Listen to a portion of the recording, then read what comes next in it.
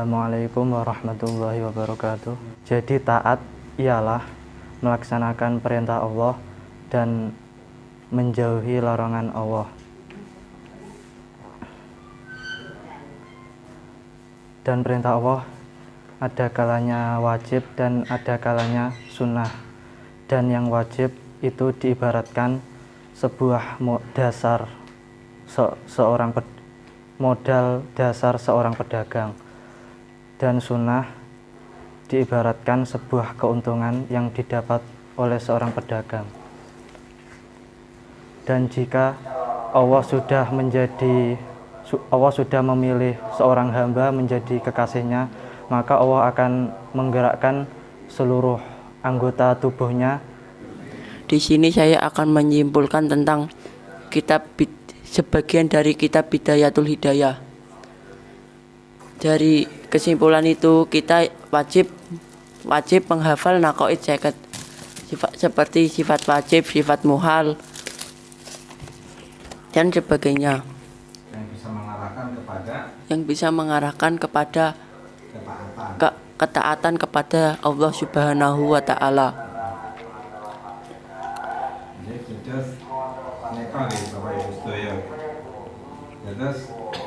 Yang itu prinsipnya kudu diawali ganti rasa taat kalih Gusti Allah. Taat kalih Gusti Allah niku kudu diikat kalih perkawis 3. Terus taat kalih Gusti Allah niku kudu diikat kalih pinten perkawis 3. Ingkang pertama inggih punika wong taat itu kudu duweni rasa rojak. Rojak punika punya harapan kepada Allah. Jenengan taat kalih Gusti Allah punika kudu pola tingkah jenengan duwe kekarepan, duweni harapan kalih Gusti Allah. Nggih. Harapan kalih Gusti Allah niku apa? Arah dari tujuan hidup ini itu harus diarahkan dengan Allah lan dituntaske kekarepane sing saged mengarah untuk mendapatkan anugerah Allah Subhanahu wa Ta'ala. Sing ping pindho wong taat punika kedah duweni rasa mahabbah kaya Allah. Seneng kalih Gusti Allah. Salat niku ya aja mung krana wedi Gusti Allah, tapi krana seneng Gusti Allah. memenuhi panggilane Gusti Allah. Wedi niku boten kalih Gusti Allah, tapi dalam atas sebab dalam atas nek maksiat kalih Gusti Allah. Ikatan taat ingkang kaping 3 inggih punika neka khauf. Khauf punika duweni kekhawatiran. Atas pernyataan jenengan urip iku kudu duweni rasa kekhawatiran ing Gusti Allah. Kuwatir nek sewekdal-wekdal iku dilebokke neraka Gusti Allah. Rasa kuwatir kudu ana jenengan. Aja sampai urip iku ora duweni rasa kuwatir sewekdal-wekdal dipun siksa Allah Subhanahu wa Ta'ala. Sehingga waspada. Assalamualaikum warahmatullahi wabarakatuh. Di sini saya akan menyampaikan faedah mendengarkan kitab Bidayatul Hidayah. Seperti wudu itu menjadi wajib karena perkara yang wajib yaitu sholat dan lain-lain. Sholat kita jika kita tidak sholat bisa dosa jika kita sudah balik atau jika kita sudah dikenai hukum. Terus penting ya Bapak Ibu ya, wudu nek hukumnya apa? Sunnah. Jangan wudu mboten apa nak. Tapi sholat itu kan apa? Wajib. Atas meneh mboten sholat niku apa? Dosa. Tetapi dia mboten sholat, nek badhe sholat mboten wudu, sholatnya mboten. Dan terus wudu kanggone tiyang sholat punika wajib. Sebabnya nek mboten ngangge wudu salate mboten sah.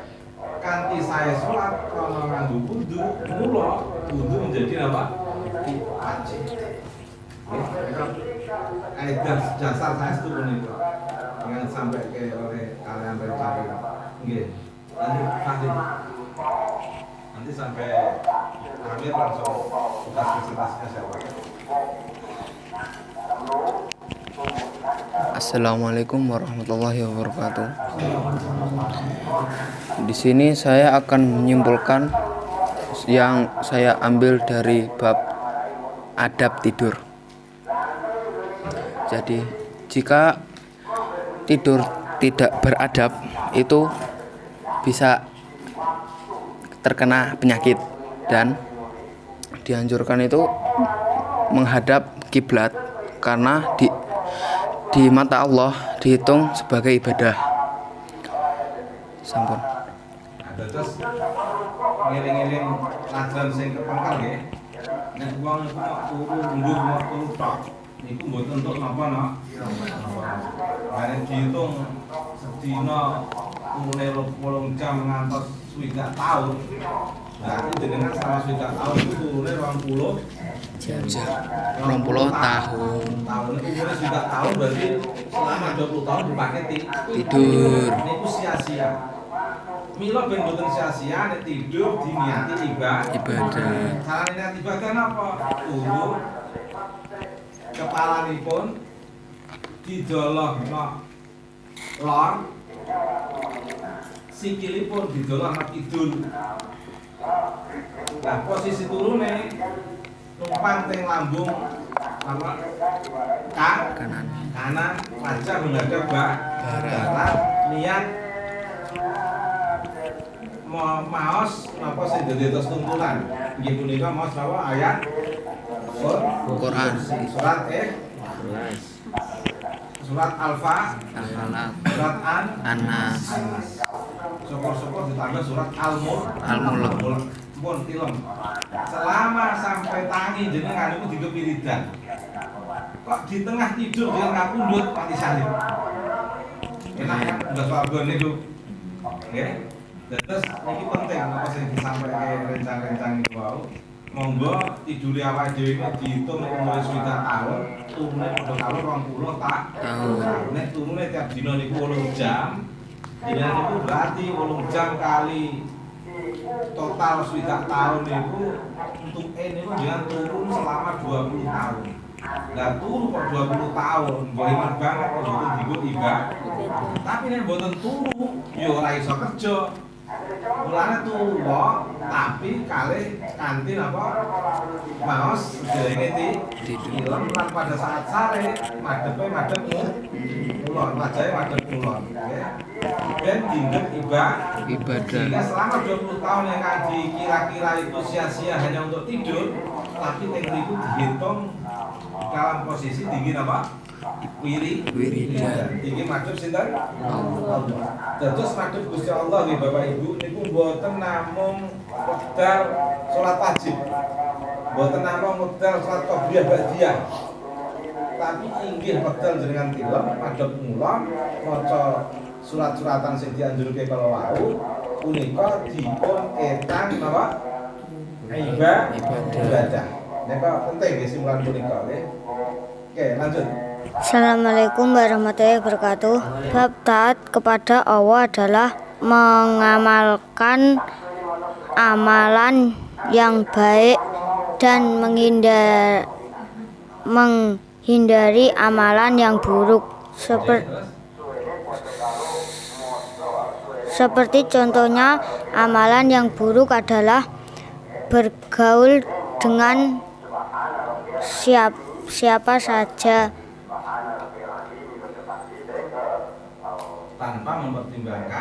tanpa menimbangkan kebaikan yang bermanfaat untuk diri kita, baik di hadapan Allah maupun yang di hadapan manusia. Saya di sini akan menjelaskan tentang bab imam dan makmum. Kalau kita menjadi imam itu sebaiknya meringankan sholat ya. Karena makmum itu berbeda-beda kegiatan. Ada yang bertani, berdagang, dan ada yang mau main layangan.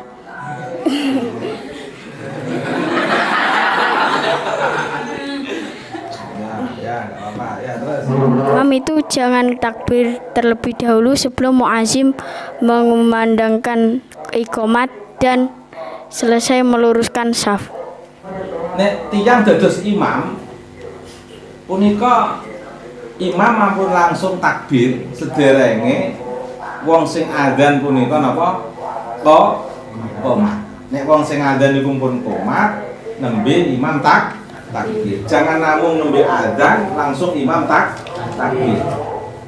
Imam kalau membaca ta'awud dan doa iftitah itu pelan.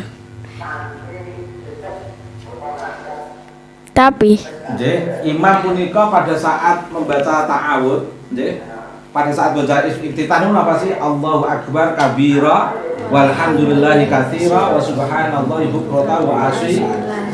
Wajjahtu wajhiya lilladzi fatara samawati wal arda hanifan musliman wa ma ana minal musyrikin.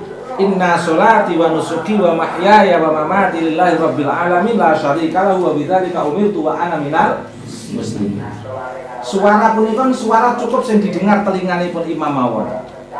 Lah, selesai membaca punika nembe bismillahirrahmanirrahim. Ta'awud nggih tetep pelan. Ta'awud suaranya nggih sama seperti suara doa iftitah. Pelan itu artinya apa? Suaranya cukup hanya didengarkan oleh telinganya piyambak. Nah, sasampunipun punika imam macane rada banter. Bismillahirrahmanirrahim sampai waladolin. Tapi niku nek teng salat apa? Maka dijelaske coba. Ayo, lanjut. seperti imam sedang sholat sendiri. Tapi kalau imam membaca doa Fatihah dan surat-surat pendek itu harus dikeraskan suaranya. Di mana saja suara keras itu? Contohnya di sholat subuh dan 2 rakaat sholat maghrib dan isya. Imam kalau sedang membaca amin itu harus dikeraskan suaranya dan makmum itu mengikuti bacaan aminnya imam. Nah, terus ngeten. Imam itu sebaiknya nek amin itu disuarake nggih. Nah, terus imam itu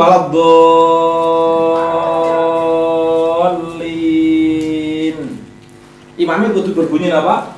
Amin. Nah, makmum itu mengikuti aminnya imam. Kalau imam itu kan dia menjadi imam, tapi belum berniat menjadi imam. Salat imam dan makmum itu tetap sah. Tetapi kalau makmum itu tetap mendapat keutamaan berjamaah, kalau imam tidak mendapat keutamaan berjamaah. Maksudnya ngeten. Kalau ada imamnya kok lali niat menjadi imam. Niku salate imam sah.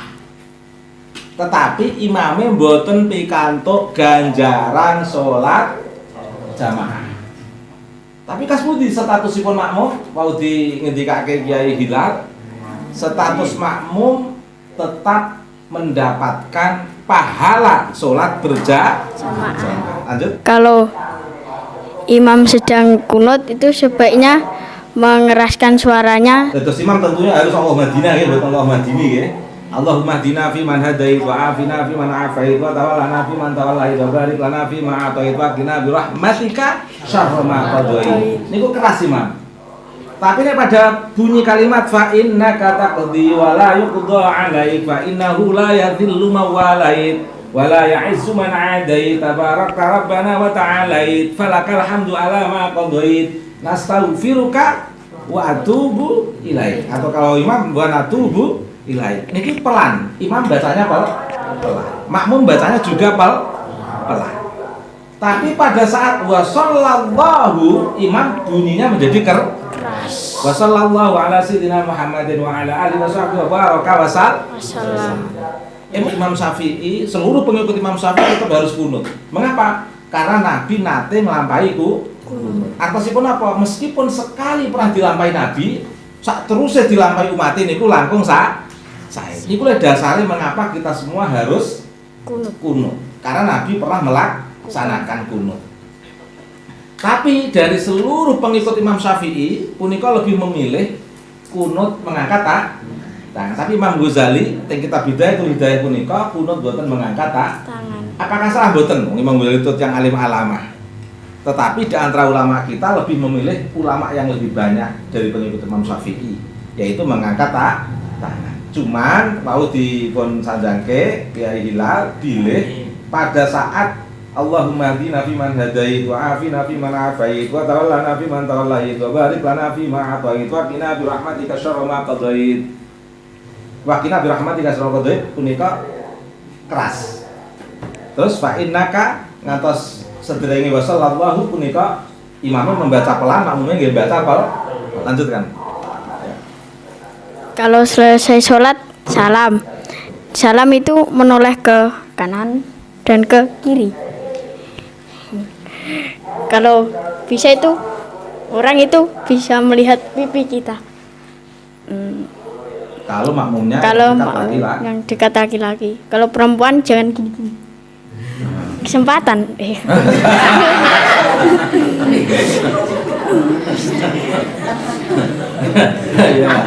Iya. Nek badhe nderek wingi pun dijelaske ya, badhe nderek rukuk imam, imamnya pun lurus rukukipun nembe makmum nderek rukuk. Jangan imam baru proses mau rukuk, makmum nyusuli badhe rukuk. Nek imamnya pun sujud, berarti pun nempel jenengan nembe sujud. Lah, proses badhe sujud, berarti imam dereng nempel, jenengan pun nderek nyusuli. Niku ampun nggih. Terus dipelajari punika penting. Lanjut. Kalau sedang sujud atau rukuk itu sebaiknya jangan membaca tasbih. Kalau menjadi imam itu hanya 3 kali saja, jangan lebih-lebih. Nah, artinya kalau sujud, rukuk tidak boleh membaca lebih dari 3. Misalnya, kan subhanallahil azim itu sakit ping 7, ping 8, ping 10 nggih sakit.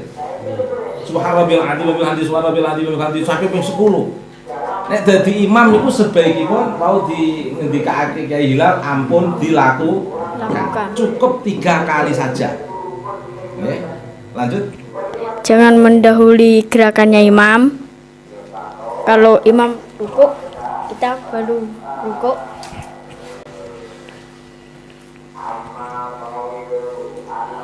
Terus sholat sunat apa nggih kula anu nggih. Kata sing dodolan pirsa niki penting nggih. Wonten istilah sholat sunnah qobliyah, wonten istilah sholat sunnah apa? Ba'diyah.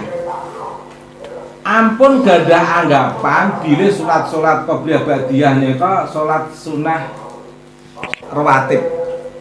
Nggih. Dados sholat qobliyah niku sholat sing sederenge 5 waktu. Sholat ba'diyah nika sholat sing sak sampunipun 5 waktu. Sederenge atau sak sampunipun punika wonten kalanipun ingkang dipun sebab sholat sunnah rawatib. Wonten kalanipun sing dipun sebab sholat sunnah mutlak. Napa niku sholat rawatib? Sholat rawatib niku waktune jelas. Sing penting dengan mengukur waktune jelas itu wis iso. Langsung paham, Sholat rawatib niku inggih punika sholat sunat qobliyah zuhur kalih ba'diyah zuhur. Qobliyah zuhur niku 4 rakaat, ba'da zuhur niku pinten rakaat? Kalih rakaat. Sholat rawatib niku hanya ada 12. Nek sebelum zuhur 4, setelah zuhur 2 berarti pun pinten? 6. Dipun tambah setelah zuhur, setelah maghrib 2 rakaat, setelah isya 2 berarti pun pinten rakaat? 10. Padahal ada berapa sholat rawatib? 12. Lah, kalian nambahi sebelum berapa rakaat? 2. Nah, berarti jumlah pas pinten? 12. Lah, sholat sunnah mutlak inggih punika sholat sunnah sing panggonane sing dekat dengan sholat wajib niku ting sederenge sholat sederenge sholat asar sama sebelumnya sholat apa? Maghrib sama sebelumnya sholat apa? Isya. Jumlahnya wonten pinten? 8. Sebelum asar ada pinten? 4 rakaat. Sebelum maghrib pinten rakaat?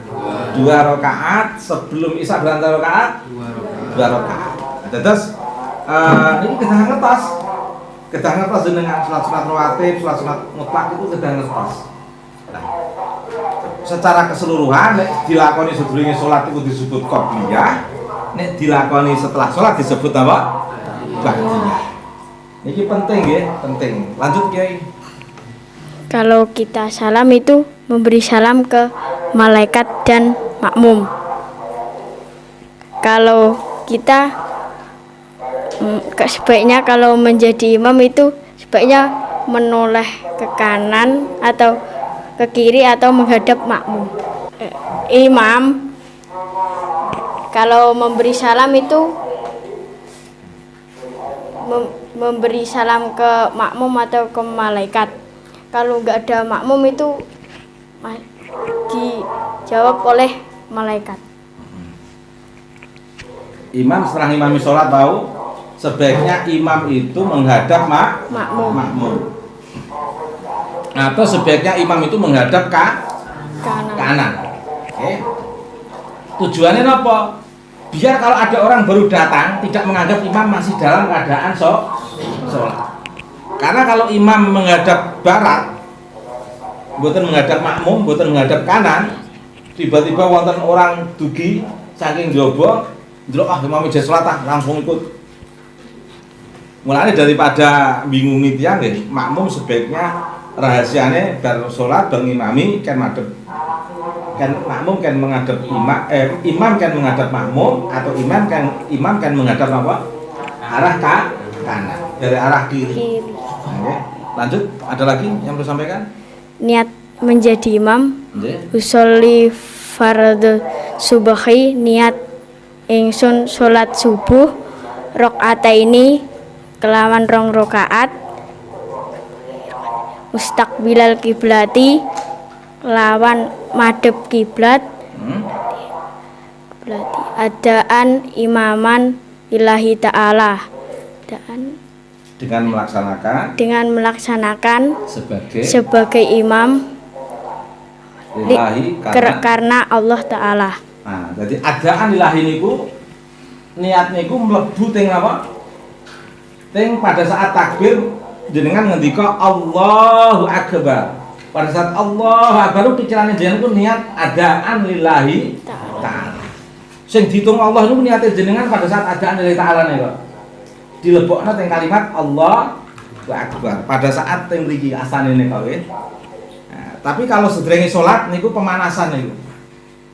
Niku sunat muakkad kedah diwaca kangge niate salat. Dados niat usolli niku sedherenge takbir niku sunat muakkad.